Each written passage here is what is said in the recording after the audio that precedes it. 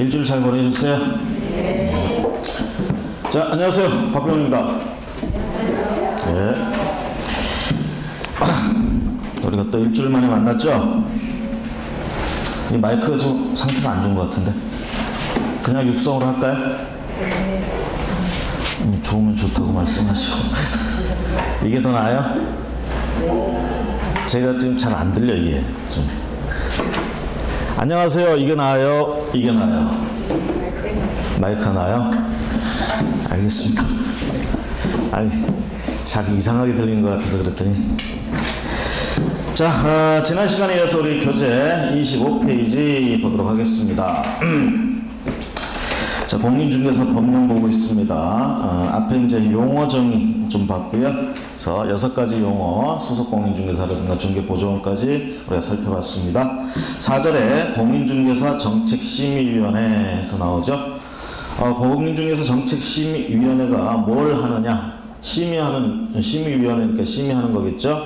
가로 2번에 심의사항 해가지고 첫 줄에 보시면 동그라미 1번 공인중개사의 시험 등 공인중개사의 자격 취득에 관한 사항. 자, 요거를 줄을 치시고 그 밑에 가로 3번에 시도지사의 준수 의무 이렇게 있죠. 자, 앞에서 심의사항 4가지 중에 동그라미 1번 사항에 관해서만 공인중개사 정책심의위원회에서 심의한 사항 중 공인중개사 시험 등 공인중개사의 자격 취득에 관한 사항의 경우에는 특광도지사, 특별자치도지사, 묶어서 이제 시도지사라고 부릅니다. 이에 따라야 한다. 결국 시도지사는 이 심의위원회의 결정 중에 1번 결정에 대해서는 특히 따라야 된다. 이렇게 정리하실 수 있겠죠? 나머지 2번, 3번, 4번에 대해서는 얘기가 없어요. 1번 결정에 대해서는 심의사항에 대해서는 따라야 된다. 그리고 하나 기억하실 건 특별시장, 광역시장, 도지사, 특별자치도지사 이 법에서는 이 넷을 일컬어 시도지사라고 부릅니다. 여러분들이 국토의 갱리 이용에 관한 법률 그쪽에 가면 또 시도지사가 다르죠, 범위가. 요거는 좀 구분하셔야 돼요. 그러면서 미리 이제 그걸 봤고요. 이제 심의위원회 설치해서 한번 보세요. 이 심의위원회는 어디다 두느냐? 국토교통부 소속으로 둔다. 그래서 공인중개사의 업무에 관한 사항을 심의하기 위해서 국토교통부에 공인중개사 정책심의위원회를 둘 수 있다. 여기서 반드시 둬야 하는 것은 아니고 둘 수 있다예요. 그 다음에 이런 심의위원회를 둔다는 얘기는 위원회라는 말이 들어가면 한 사람이 모든 걸 결정하는 게 아니라 여러 사람의 위원이 존재한다 이렇게 생각을 하시면 되겠고, 그런 위원회 구성이라든가 운영에 관해서는 따로 대통령령으로 정한다 이렇게 되어 있습니다. 이 정책위원회에서 정책심의위원회에서 시험 문제가 간혹가다 한 문제가 나올 수 있는데 좀 전에 먼저 봤던 심의사항 그 내용이 가장 첫 번째 건드릴 수 있는 사안이 되고요. 그 다음에 정책위원회 구성해가지고 여기 뭐 이해하고 자시고 할 거 없습니다. 그냥 몇 가지 줄을 쳐서 기억하고 가시면 되겠어요. 자, 심의위원회 구성 보세요. 위원장 1명을 포함하여 7명 이상 11명 이내 위원 이렇게 얘기합니다. 거기 포함이라는 말 체크해 놓으십시오. 이거 가지고 장난치는 사람들도 있어요. 그래서 위원장 1명을 제외하고 이런 식으로 슬쩍 말을 바꾸는데 속지 마세요. 포함하며 7명 이상 11명 이내의 위원으로 구성한다. 자, 그러니까 위원장까지 포함해서 최대 11명이라는 얘기죠. 그래서 자, 그 다음에 위원장은 누가 되느냐 이 얘기죠. 위원장 항상 짱이 있어야 되잖아. 위원장 거기 보시면 제1차관이라고 되어 있어요. 국토교통부 제1차관.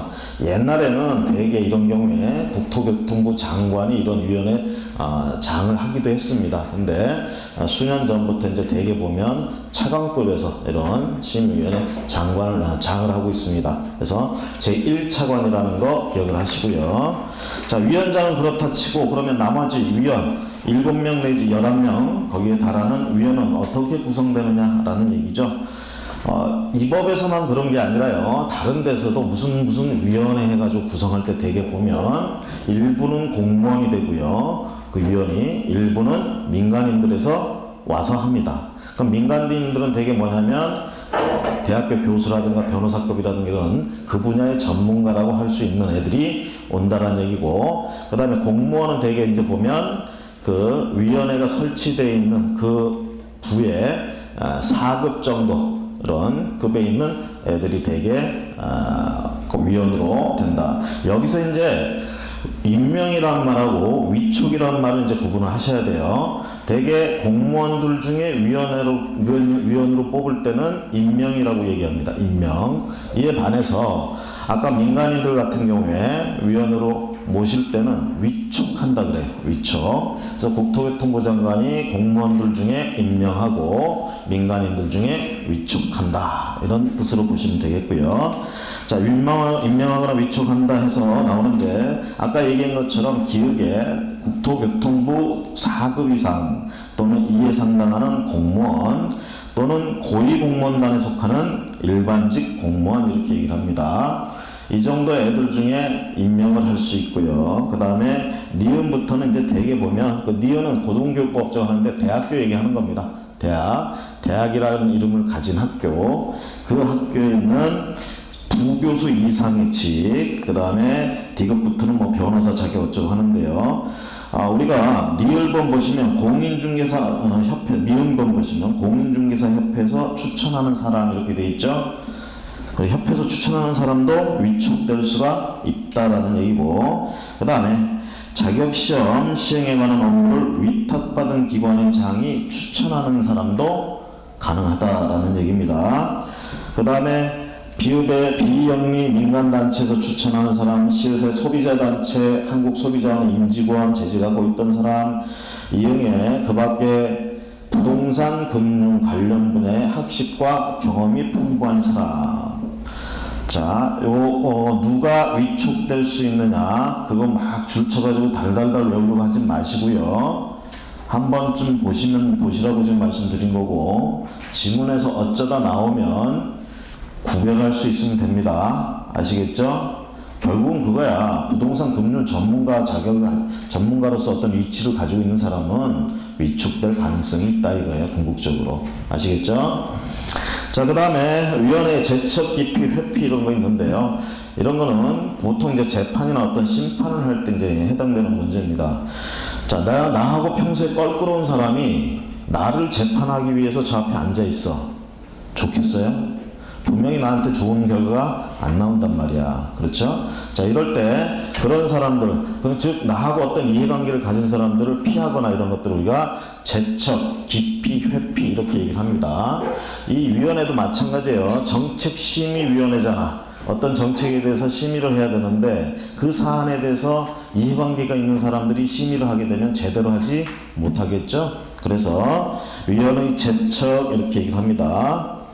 자, 어떤 경우 제척이 되냐? 대표적으로 동그라미 1번 안건에, 그 심의하려는 안건의 당사자가 위원이야. 그 사람은 이 안건에서 얘기하면 안 되죠. 그쵸? 제척. 그 다음에 그런 안건의 당사자하고 친족이거나 이러면 또 제척을 해야 됩니다. 나머지 3번, 4번은 여러분들이 참고하시고, 그 다음에 기피라는 말이 있어요. 공정한 심의 의결을 기대하기 어려운 사정이 있는 경우에는 기피할 수 있다라는 얘기고, 그 다음에 회피는 위원 본인이 스스로 자기가 이 사안에는 할 일이 아니다 해가지고 빠져나가는 거, 이걸 회피라고 얘기합니다. 회피. 그래서 기피, 신청, 회피 이게 있고요. 그래도 기피나 회피를 통해서 빠져나가지 않는 이해관계인들은 제척을 시켜버린다 이렇게 보시면 되겠습니다. 자, 오른쪽에 해촉이라는 말이 있어요. 해촉. 자, 우리가 위원회 같은 경우에 위원회 위원으로 위촉 임명했는데 얘를 이제 자른다 이렇게 하죠. 자를 때 위촉했던 사람을 자를 때는 해촉이다 이렇게 표현합니다. 그래서 국토교통부 장관은 위원이 위의 제척 사유에 해당하는 데에도 불구하고 회피하지 아니한 경우에는 해당 위원을 해촉할 수 있다. 자, 그러니까 한마디로 얘기하면 제척 사유에 해당한다. 뭔가 이해관계가 있다는 얘기죠. 그러면